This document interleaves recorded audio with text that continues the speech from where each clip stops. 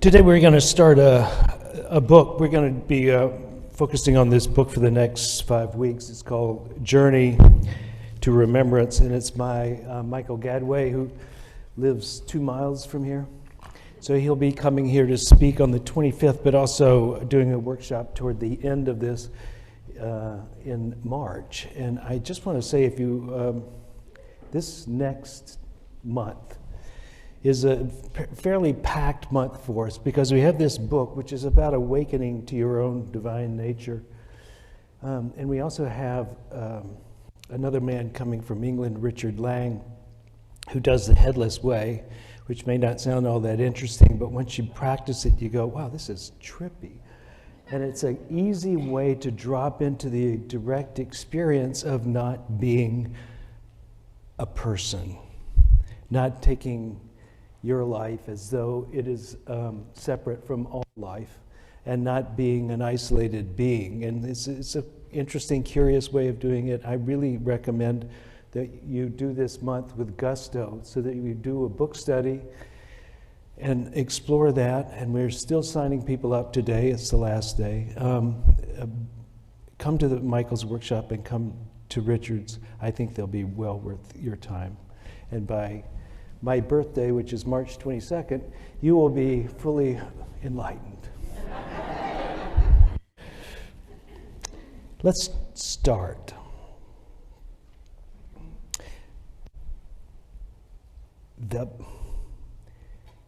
There's so many metaphors that we can use, and I really think the problem with spiritual discussion is basically you need a metaphor.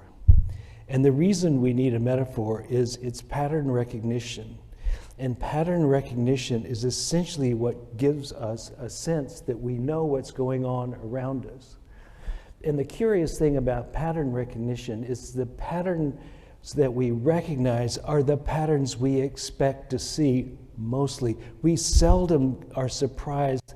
We look out on the world and it conforms to the way we expect it to be. And so the patterns that we are finding are the patterns that we have within ourselves.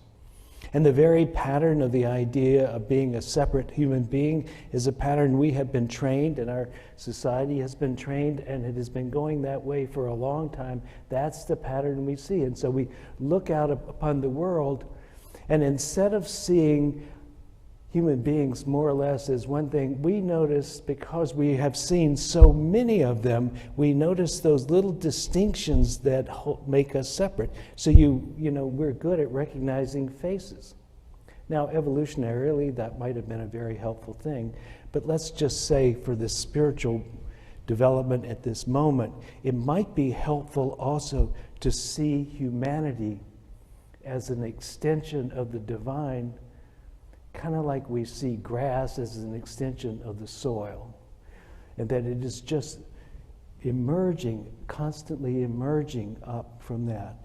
And the uniqueness of who we are is less profound than the commonality of who we are. And that would be a way of recognizing the world and recognizing who we are in this world, that we are an expression of the soil of what it is to be alive, just as the grass is an expression of the soil. So let's think what it would be like if we surrendered this attachment, this dedication to the very thought that I am a separate individual, and therefore my preferences really matter. My ego needs to be defended, and I as myself may one day die, and that could be the end of me. There could be an alternative. And it could be that while we have been conditioned to believe that our ego needs to be fulfilled, that ego, let me define it for a moment, that ego is the separate sense of self that for many purposes is quite useful. It tells us what to do. It helps us navigate the world. It reminds us that we're part of this huge society. There are rules to it, and we can learn to play by those. That ego can be helpful, but in the spiritual development, it does come up against its limitations. And that limitation is this a deep and profound attachment to I am separate from that which has formed me, out of which I grew. Yeah, I am not separate in fact, but I feel so separate that I believe that to be true. And we, as a single blade of grass, go into so much grief based on that first thought that gets amplified across our lives. And that first thought that I am separate and I need I have to fight, defend, attract, repel life to maintain my own existence. And this works until it doesn't. And what happens when we decide to go beyond the ego is now we have built up what appears to be a nemesis. But let's change that also. On the path of awakening to your true nature, seeing beyond these definitions of yourself, seeing into the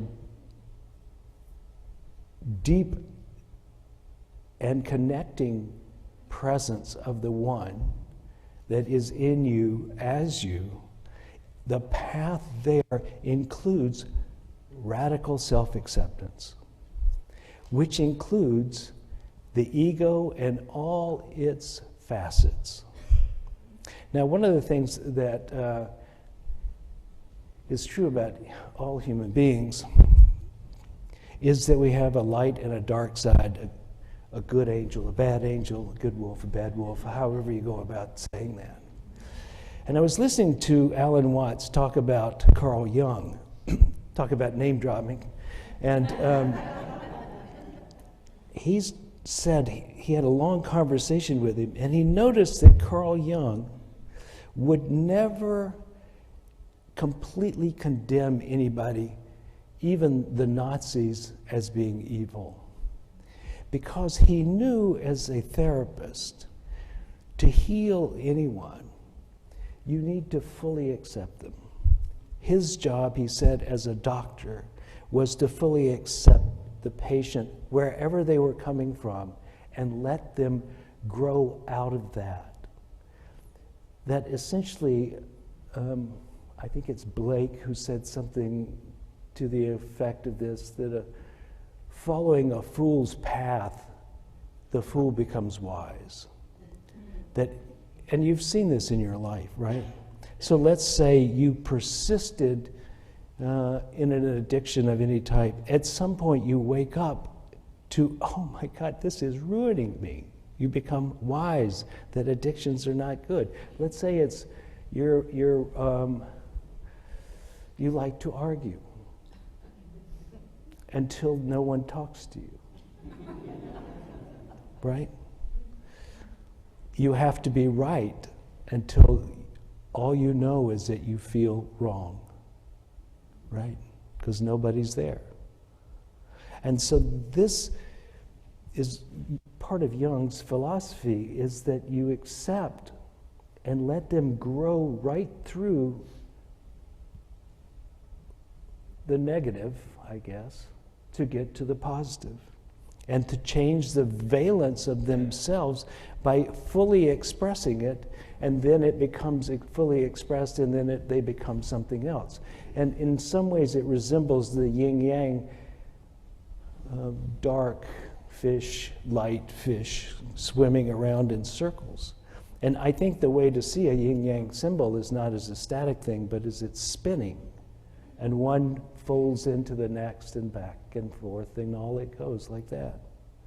That this awakening to the self-acceptance that Jung wanted to impart on his client could only happen if he accepted his own evil, negative, dark side. And if he didn't accept that, then he couldn't honestly, clearly, and professionally accept it in another. So that practice of radical self-acceptance was part of what made Jung twinkle in his eye, because he knew at a very deep and unrelenting area he was a rascal, right? That he too could be any of those things. And the practice of making this a spiritual trip is to spend time in awareness, watching these thoughts arise in the white fish, and watching them arise on the black fish, and watching the spin of those things as they go around, and being the one in the middle. The one that notices and to some degree manages the arising of those thoughts and their expression. And so this is the clearing of the clouds of your own mind. Now, Vipassana meditation is one way in which to develop the witness state. I've told you in the past, I did 10-day meditation retreats in the Burmese Buddhist style, which is pretty harsh, I think. But for the first 30 hours of meditation, you sit and watch your breath. That's it. No, like, let's see the lights, the colors, let's see if we can find heaven, let's imagine a beautiful scene. No, it's just simply watch your breath. And the reason is twofold, as I understand it. The first one is concentration. So I don't know if you've ever tried to penetrate your own mind, but without concentration, you start to go in, and off you go over here, then off you go over there, then you try again. What was I thinking about? And then, and then watching the mind is quite difficult when the mind is the one driving the car. It needs to be you, whatever that means. It needs to be you who are watching and paying attention, and not the mind that is driving the car and you're just carried wherever it takes you. So that's one thing, concentration, by building up the difficult thing of watching your breath and not following the next thought that arises, not following it. Because when we follow it, then we are taken out of concentration. Now we're just on that trip, right? And sometimes that's exactly what you want to do. But for training purposes, what you are required to do in Vipassana is to watch the breath until you can watch the breath. Not so easy. But once you get it, you have more ability to direct your thoughts. And the second thing that happens inevitably when you're trying to watch your breath is thoughts arise. And you get to practice letting them arise and letting them set. Because they don't last long. They really don't last long. You think they're radically important the moment they arise, but then within a few minutes they'll be gone anyway. So you just let them arise and fall. And the other thing that's really true is that when you practice this long enough, not only do thoughts arise, but emotions arise. And those emotions seem so radically important, like they really are, oh my God. And yes, you may have been carrying them for 50 years, but when you let them arise and set, they diminish. They just become emotions, and they do not need to control you, And once again, you're back in the driver's seat. You're the one who's driving the car, not being driven. And no great awakening, I believe, is useful until you can manage how you choose to react to whatever arises in your mind and in your emotions. Otherwise, you just do. Now, when Carl Jung said he had to come to acceptance, it did not mean that he had to go out and kill. He did not have to yell and scream at people. He did not have to be a danger to himself or others. He needed to come to acceptance, and the acceptance is this trick that takes the data points of your thoughts and your emotions and converts them, well, actually neutralizes them. So they have their short and perhaps unhappy life, and then they go away.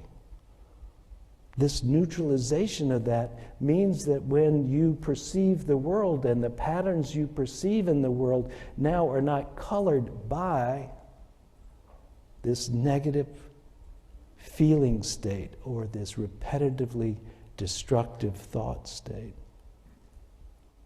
And when they arise, you go, ah, so there you are. But you're able to see different patterns in the world. I want to tell you that one of the things about this book is it has no interest in particular in making you rich. Sometimes we do books like that.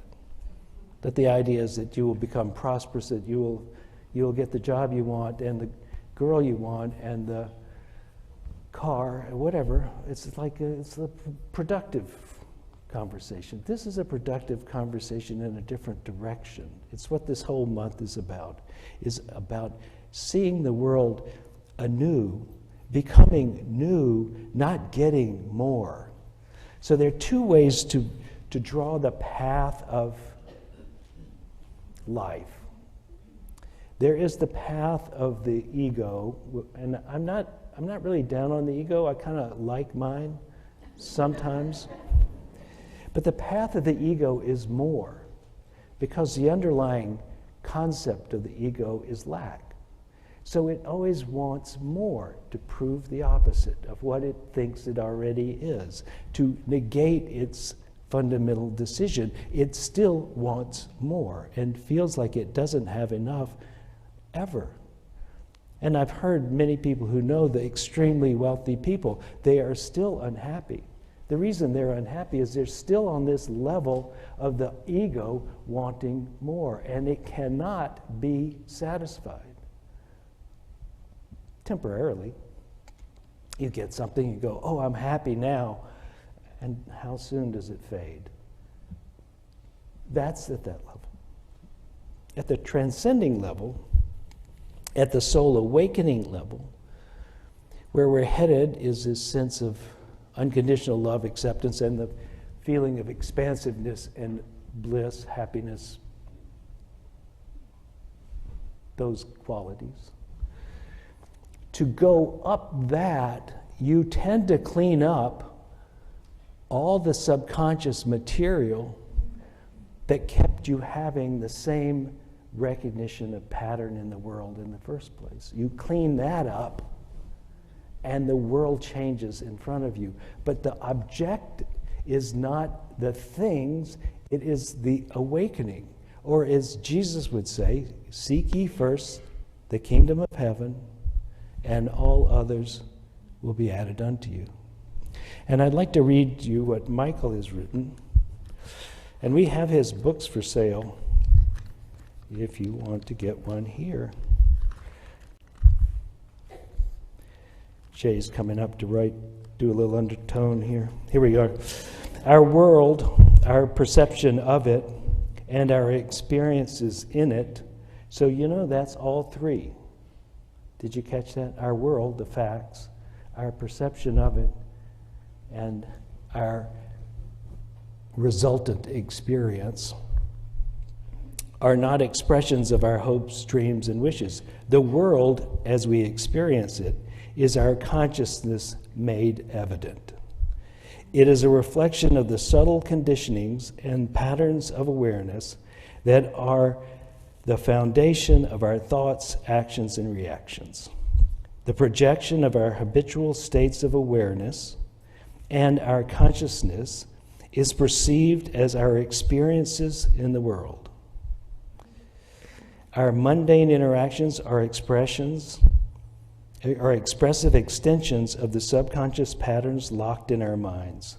When we resolve and dissolve these patterns by doing the inner work, only the light and perfection of God remains shining in our minds, and this light and perfection becomes our everyday experiences, expressing outward as our world. We see the world from different perspectives and in a new light. So you may get rich. You may get the girl. You may find all the things that you ever wanted were coming to you naturally, but not because you are seeking them, but because you have transformed who you are. And the natural consequences of that is that you act in the world in such a way that the world responds to you differently, and that you see the world differently, and so you come with a different attitude, and that you can recognize different experiences because your mind now is on the light instead of the shadow. But first, let's attune ourselves to the radical state of self-acceptance.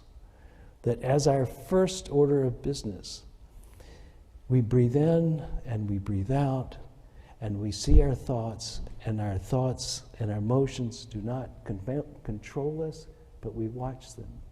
And gradually we become accustomed to the thought and the experience that we're okay. That there's not really something radically wrong with us, that has been programmed, but it's not the truth. Who we really are is this shining light, the light, expressing through us in the same way that grass grows out of the soil. That's who we really are. And this over-dedication to the sense that we are separate and therefore endangered begins to diminish. And what is left is this ability to love what is as it is. And we become a greater expression of the beauty and the divinity that has always been here. Now, I've been trying to think of a metaphor that might work for this. And I think one of the ways of doing it might be consider that, when you warm up ice, it begins to flow and becomes water. And then when you warm up that, it becomes a gas. Now, it's still the same molecules. It's just that their experience of themselves is radically different. And it doesn't have to condemn ice to become a gas. It just needs to warm up. And applying awareness and consciousness to the process of your life is like applying heat to an ice cube. Sooner or later, you become the spirit or the air. And so that's who you've always been. It's just been, we've been chilling for a while. Let us pray.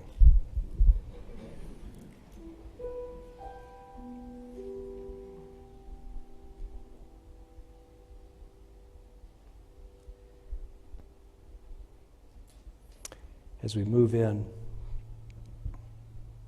let us come back to our breath and see if we can treat our breath with such reverence.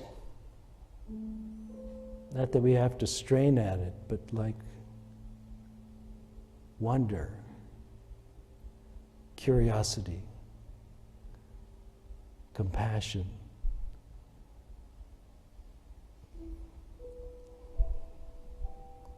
The breath. It is our natural, automatic, and not automatic part of the body and its functions. Let us let our minds rest on that.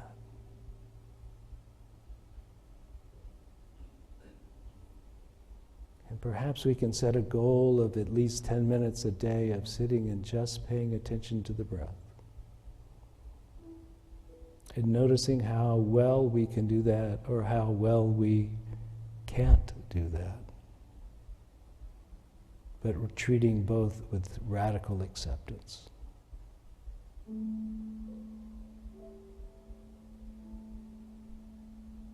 Breathing in, breathing out.